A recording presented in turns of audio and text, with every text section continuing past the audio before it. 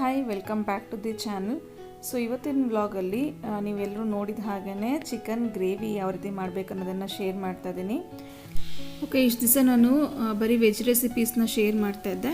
ಇನ್ನು ಮುಂದಕ್ಕೆ veg and non veg recipes ಎರಡನ್ನೂ ಕೂಡ ಶೇರ್ ಮಾಡ್ತೀನಿ. ಲಾಸ್ಟ್ ವ್ಲಾಗಲ್ಲಿ ಹೇಳಿದಾಗೆ ಗೀ ರೈಸ್ಗೆ ಒಂದೊಳ್ಳೆ ಗ್ರೇವಿನ ಶೇರ್ ಮಾಡ್ತೀನಿ ಅಂತ ಹೇಳಿದೆ. ಸೊ ಅದೇ ರೀತಿ ಸ್ಪೈಸಿಯಾಗಿ ಚಿಕನ್ ಗ್ರೇವಿ ಯಾವ ರೀತಿ ಮಾಡಬೇಕು ಅನ್ನೋದನ್ನು ಈ ವಿಡಿಯೋದಲ್ಲಿ ನೀವು ನೋಡ್ಬೋದು. ಸೊ ತುಂಬಾ ಚೆನ್ನಾಗಿರುತ್ತೆ. ಇದು ಕಾಂಬಿನೇಷನ್ ಆಗಿ ನಾವು ಚಪಾತಿ, ಪೂರಿ, ಹಾಗೆ ಕುಷ್ಕಾ ಮತ್ತು ಗೀ ರೈಸ್ಗೆ ಪರ್ಫೆಕ್ಟ್ ಕಾಂಬಿನೇಷನ್ ಇದು. ಸೊ ವಿಡಿಯೋನ ಸ್ಕಿಪ್ ಮಾಡ್ದಲ್ಲೇ ಎಂಡ್ವರೆಗೂ ನೋಡಿ, ಹಾಗೆ ಲೈಕ್ ಮಾಡೋದನ್ನು ಮರಿಬೇಡಿ ಮತ್ತು ಸಬ್ಸ್ಕ್ರೈಬ್ ಮಾಡ್ಕೊಳ್ಳಿ ಅಂತ ಹೇಳ್ತಾ ಇವತ್ತಿನ ವಿಡಿಯೋನ ಸ್ಟಾರ್ಟ್ ಮಾಡೋಣ. So welcome to my YouTube channel.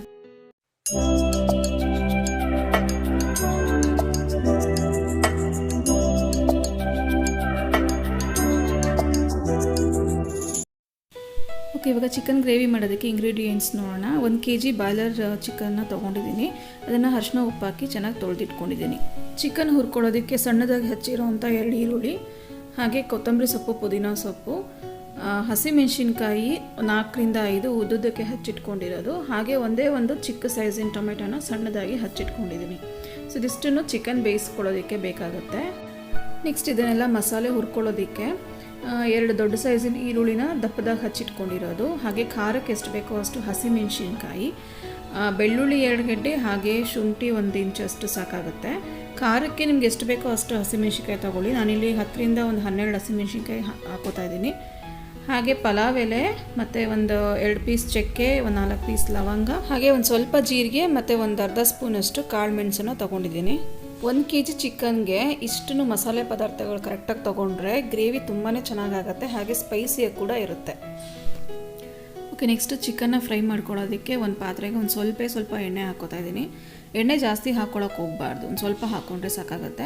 ಇದಕ್ಕೆ ಇವಾಗ ಮೇಥಿ ಸೊಪ್ಪು ಹಾಕಿಬಿಟ್ಟು ನಾವು ಹಚ್ಚಿಟ್ಕೊಂಡಿರುವಂಥ ಹಸಿಮೆಣಸಿನ್ಕಾಯಿ, ಹಾಗೆ ಕೊತ್ತಂಬರಿ ಸೊಪ್ಪು ಮತ್ತು ಪುದೀನ ಸೊಪ್ಪು ಇದಿಷ್ಟನ್ನು ಚೆನ್ನಾಗಿ ಎಣ್ಣೆಯಲ್ಲಿ ಫ್ರೈ ಮಾಡ್ಕೋಬೇಕು. 2ರಿಂದ 3 ನಿಮಿಷ ಚೆನ್ನಾಗಿ ಎಣ್ಣೆಲಿ ಫ್ರೈ ಆದಮೇಲೆ ಇದಕ್ಕೆ ಇವಾಗ ಸಣ್ಣದಾಗಿ ಹಚ್ಚಿಟ್ಕೊಂಡಿರುವಂಥ ಈರುಳ್ಳಿನ ಹಾಕಿ, ಇದನ್ನು ಕೂಡ ಈರುಳ್ಳಿ ಹಸಿವಾಸನೆ ಹೋಗಿ ಚೆನ್ನಾಗಿ ಎಣ್ಣೆಲಿ ಫ್ರೈ ಆಗಬೇಕು. ಆವಾಗ ಚಿಕನ್ಗೆ ಒಂದೊಳ್ಳೆ ಟೇಸ್ಟ್ ಕೊಡುತ್ತೆ ಈರುಳ್ಳಿ ಚೆನ್ನಾಗಿ ಫ್ರೈ ಮಾಡೋದ್ರಿಂದ. ಇದಕ್ಕೆ ಇವಾಗ ಚಿಕನಿಗೆ ಎಷ್ಟು ಬೇಕೋ ಅಷ್ಟು ಕಲ್ಲುಪ್ಪನ್ನು ಸೇರಿಸ್ಕೊಂಡು, ಹಾಗೆ 1 ಸ್ಪೂನಷ್ಟು ಅರಿಶಿನ ಹಾಕಿ ಚೆನ್ನಾಗಿ ಇದನ್ನು ಮತ್ತೆ ಒಂದು ಸತಿ ಫ್ರೈ ಮಾಡ್ಕೋಬೇಕು. ಇದಿಷ್ಟು ಆದಮೇಲೆ ಹಚ್ಚಿಟ್ಕೊಂಡಿರೋಂಥ ಟೊಮೆಟೊನ ಹಾಕಿಬಿಟ್ಟು ಚೆನ್ನಾಗಿ ಫ್ರೈ ಮಾಡ್ಕೊಳ್ಳಿ. ಉಪ್ಪು ಹಾಕಿರೋದ್ರಿಂದ ಟೊಮೆಟೊ ಬೇಗನೆ ಬೇಯುತ್ತೆ, ಹಾಗೆ ಇದು ಎಣ್ಣೆ ಬಿಡೋವರೆಗೂ ಚೆನ್ನಾಗಿ ಫ್ರೈ ಆಗಬೇಕು. ಇವಾಗ ಟೊಮೆಟೊ ಎಲ್ಲ ನೀಟಾಗಿ ಎಣ್ಣೆ ಬಿಟ್ಬಿಟ್ಟು ಚೆನ್ನಾಗಿ ಬೆಂದಿದೆ.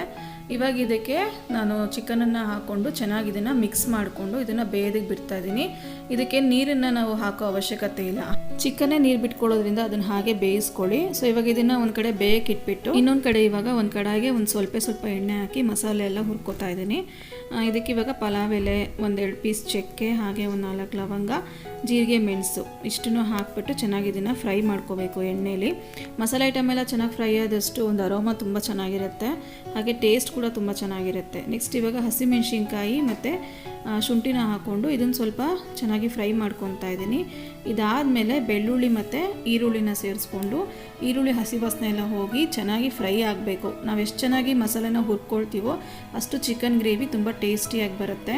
ಇದಕ್ಕೆ ಎಷ್ಟು ಬೇಕೋ ಅಷ್ಟು ಉಪ್ಪನ್ನ ಕೂಡ ಹಾಕ್ಕೊಂಡು ನಾನು ಇದನ್ನು ಹುರ್ಕೋತಾ ಇದ್ದೀನಿ. ಇವಾಗ ಇದಕ್ಕೆ ಸಣ್ಣದಾಗಿ ಹಚ್ಚಿಟ್ಕೊಂಡಿರೋವಂಥ ಕಾಯಿ ಅಂದರೆ ಹಸಿಕಾಯಿನ ಒಂದು ಅರ್ಧ ಕಪ್ ಆಗುವಷ್ಟು ತೊಗೊಂಡಿದ್ದೀನಿ, ಅಥವಾ 1 ಹಿಡಿ ಅಂತ ಹೇಳ್ಬೋದು. ಅದೊಂದು ಸ್ವಲ್ಪ ಫ್ರೈ ಮಾಡಿಬಿಟ್ಟು 1 ಹಿಡಿ ಪುದೀನ ಕೊತ್ತಂಬರಿ ತೊಗೊಂಡಿದ್ದೀನಿ. ಈಗ ಪುದೀನ ಮತ್ತು ಕೊತ್ತಂಬರಿ ಸೊಪ್ಪನ್ನ ಅದು ಕಡ್ಡಿ ಸಮೇತ ಹಾಕೋತಾ ಇದ್ದೀನಿ. ಅದೊಂದು ಒಳ್ಳೆ ಟೇಸ್ಟ್ ಕೊಡುತ್ತೆ ಗ್ರೇವಿಗೆ. ಅದು 2 ನಿಮಿಷ ಫ್ರೈ ಆಗ್ತಿದ್ದಂಗೆ ಅದು ಕಂಪ್ಲೀಟಾಗಿ ಬೆಂದಿರುತ್ತೆ. ಈಗ ಮಸಾಲೆ ಎಲ್ಲ ಫ್ರೈ ಆಗಿದ್ದಾಯಿತು. ಹುರಿದಿರೋದನ್ನೆಲ್ಲ ಸ್ವಲ್ಪ ತಣ್ಣಗಾಗೋದಕ್ಕೆ ಬಿಟ್ಬಿಡೋಣ. ಇನ್ನೊಂದು ಕಡೆ ನೋಡಿ ಚಿಕನ್ ಈ ರೀತಿ ಬೆಂದಿರುತ್ತೆ.